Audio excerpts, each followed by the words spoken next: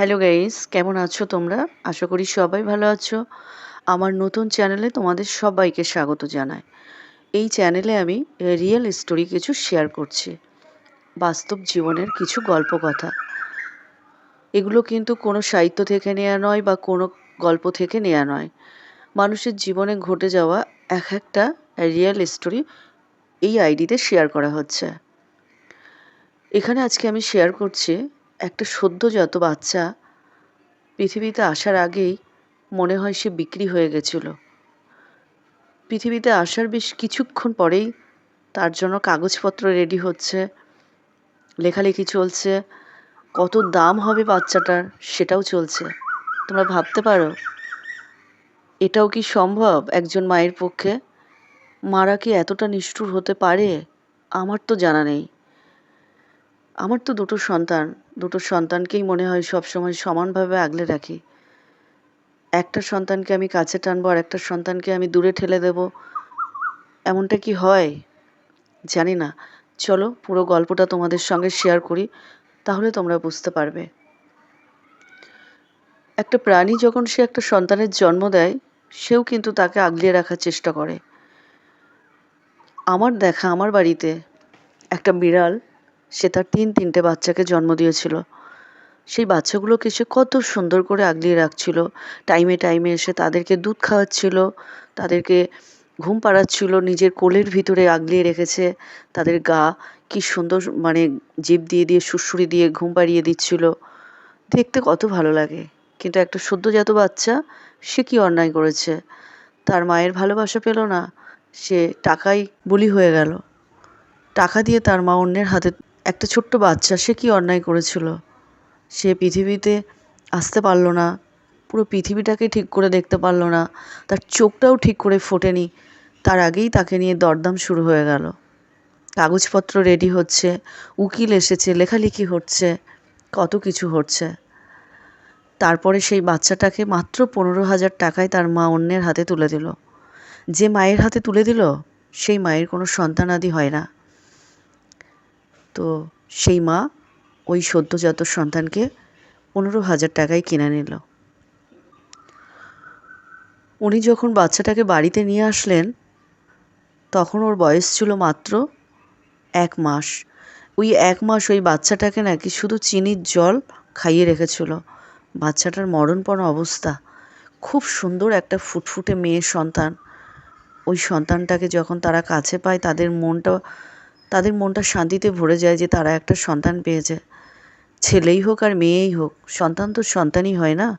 তো ওই মায়ের অনেক গুণ আছে।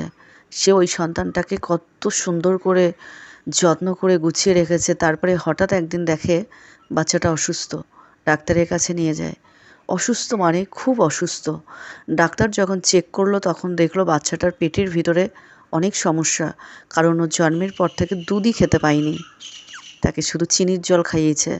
তো একটা সদ্যোজাত বাচ্চার যদি শুধু চিনির জল খাওয়ানো হয়, তাহলে সেই বাচ্চাটার শরীরটা কি ঠিক থাকে?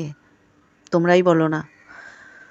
তারপরে যে মা ওকে নিয়েছে, দত্তক নিয়েছে, সেই মা অনেক টাকা পয়সা খরচ করে ওকে বড় করলো। কিন্তু ওই বাচ্চাটা অনেকটা ধাক্কা তো খেলো। তার কারণে ওর কথা বলার শক্তিটাই হারিয়ে যায়। বাচ্চাটার কিছু সমস্যা হয়েছিল, তো ব্যায়াম করানোর পরে আস্তে আস্তে অনেকটাই কথা বলেছিল। বাচ্চাটা ওর মা খুব আদর যত্ন করে বড় করছে। এখন তার বয়স প্রায় 6 বছর। ওর মা নিজে লেখাপড়া জানে না। ওদের আদিবাড়ি হচ্ছে বিহারে। তো যাই হোক, নিজে জানে না বলে যে বাচ্চাটাকে পড়াশোনা করাবে না, নিজে কষ্ট করে লোকের বাড়ি কাজ করে, ভাটায় কাজ করে ওই দত্তক নেওয়ার সন্তানকে আগলিয়ে রেখেছে ওর মা। যেটা নিজের মা পারল না। নিজের মা শুধু টাকার লোভে, 15,000 টাকা, তার লোভে বাচ্চাটাকে অন্যের হাতে তুলে দিল। আমি যখন যেতাম, ও তখন আমাকে এত ভালোবাসতো, যাকে পাই তাকেই জড়িয়ে ধরে মা মা মা করে ডাকে। আমাকেও মা বলতো। ওকে দেখে না আমার চোখে জল আসতো। লাইফ হিস্ট্রি যখন ওর মা আমার সঙ্গে বলল, কাগজপত্র দেখাচ্ছিল, দত্তক নেওয়ার জন্য যে সমস্ত কাগজপত্র থাকে সেগুলোও আমাকে দেখাচ্ছিল। হাজার কষ্ট গেলেও ওরা বাচ্চাটাকে কোনো কষ্ট পেতে দেয় না। দেখেই বোঝা যায় যে কতটা ভালোবাসে। বাচ্চাটা মুখ দিয়ে যেটাই বলবে ওর মা সেটাই করে। মনে হয় পৃথিবীর সেরা জিনিসটা ওকে দিতে পারলে ওর পালিত মা মনে হয় সবথেকে বেশি খুশি হয়। তো এখানে একটাই কথা তোমাদেরকে বলবো, শুধু জন্ম দিলেই মা হওয়া যায় না। যশোদা মায়ের কথা ভাবো না তোমরা। যশোদা মা তো কৃষ্ণকে জন্মই দেয়নি, কিন্তু যশোদা মা তো কৃষ্ণকে সেইভাবে আগলিয়ে রেখেছিল, সেইভাবে মানুষ করেছিল। কিন্তু এখানে দেবকী মাও তো অনেক কষ্ট করেছিলেন, কিন্তু তিনি পরিস্থিতির শিকার ছিলেন।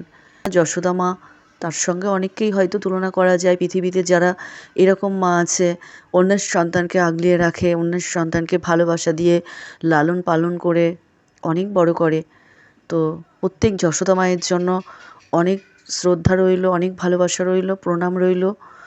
এভাবে যে সন্তানগুলো তাদের মায়ের আশ্রয় পায় না, মায়ের ভালোবাসা পায় না, তাদের পাশে যে মায়েরা দাঁড়াচ্ছে তাদের জন্য অনেক শুভকামনা রইল। আজ এই পর্যন্ত। বাচ্চাটার সঙ্গে যদি আমার আবার দেখা হয়, নেক্সট কোনো স্টোরি যদি থাকে তোমাদের সঙ্গে অবশ্যই শেয়ার করব। তোমরা আশীর্বাদ করো যেন ও নিজের পায়ে দাঁড়াতে পারে, পড়াশোনা করে অনেক বড় হোক, মানুষের মতো মানুষ হোক। তো এই ছিল আজকের আপডেট। এগুলো পুরো রিয়েল স্টোরি, একটা বাচ্চার জীবনে ঘটে যাওয়া কিছু কাহিনী তোমাদের সঙ্গে শেয়ার করলাম। কার কেমন লাগলো অবশ্যই তোমরা কমেন্টে জানাবে। আর নতুন নতুন আপডেট পাওয়ার জন্য আমার চ্যানেলটাকে সাবস্ক্রাইব করে পাশে থাকবে, বেল আইকন অন করে রাখবে। দেখা হচ্ছে আবার নতুন আপডেট নিয়ে। তোমরা ভালো থাকো, সুস্থ থাকো। টাটা।